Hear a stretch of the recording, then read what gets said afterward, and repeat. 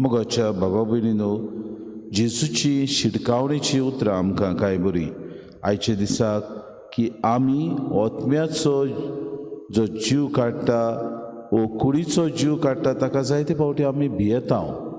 आमच्या जिवितान भिरांत येता. आमी भितांव तेन्ना आमचो भावार्थ आलता दोलता. इतलेंच न्हय, देवाचेर आमी जायते फावटी विस्वास दवरूंक विसरता. जो कोण मनीस आमकां धमकायता, जो मनीस आमकां येवन भिरांत घालता, तेन्ना आमी म्हणटा सायबा आमकां बोगूस. जायते फावटी आमच्या जिवितान दोन तरेची झुजां मांडलेलीं आसतात. पयले सुवातेर बरेपणाचे आनी दुसरें वायटव्याचे.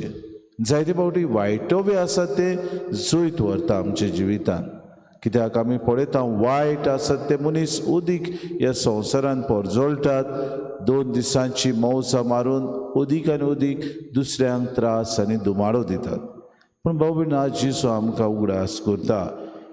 तुमी ओतम्याचो जीव काडटात तांच्यान किरीत भाशेन कुडीचो जीव काडटात तांच्यान ओतम्याचो जीव काडूंक जायना. पूण बरोबर ओतम्याचो आनी कुडीचो एकाच फारार हेमकोणान नाश करूंक तांकां आसात, तांकां भियात. आनी हेच बाबा भयणीनो आमच्या जिवितान घडटा. आमी देवाच्या राज्या खातीर दिसपोटी जेन्ना वावुरता तेन्ना आमी हे देवाच्या राज्या खातीर शांती, सवस्काय, सेवा चाकरी, भावपण, मोग ह्यो वस्तू आमी दिवंक जायते फावटी फाटीं उरता. पूण दुसऱ्यांचो विंगास घेवंक, खोबऱ्यो करूंक, दुसऱ्यांचे आमी नोसाय करूंक, दुसऱ्यांक खालावडूंक, दुसऱ्यांचे बाबा भयणीन निसंटन करूंक ह्यो वस्तू आमी करूंक सदांच फुडें आसता. आज जेजू आमकां उगडास करता. तुमी देवाची हातयारां जायात. तुमी ह्या संवसारांत आसात तेन्ना उगडास करात. तुमच्या माथ्यावेले दर एक केंस देवान मेजलेले आसात आनी ताच्या हुकुमा शिवाय कांय चालोना आनी दोलोना.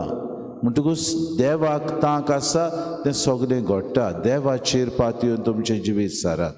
आमी जायते फावटी हें बरें जिवीत सारूंक जायते फावटी फाटीं उरता, हांकडेता. जेजू आमकां उगडास करता. देवाच्या राज्या खातीर दिसपोटी वावरात. 2 राज्यान सदांच झूज मांडटात तेन्ना सैतानाचें राज जें दुसऱ्यांक दोशी करता, दुसऱ्या मदें फूट घालता, दुसऱ्यांक वायटव्या रस्त्यार व्हरता, दुसऱ्या सगळें हेर सगळीं आडगां नाडगां करूंक येवजिता. असल्या वस्तूंक तुमी फुडोकार दिनाकात. असल्या वस्तूंचे तुमी गोवाय जायनाकात. असल्या वस्तूंक बाबा भयणीनो तुमी नाकारात. तेन्नाच की देवाचें राज तुमचे मदें विस्तारतलें.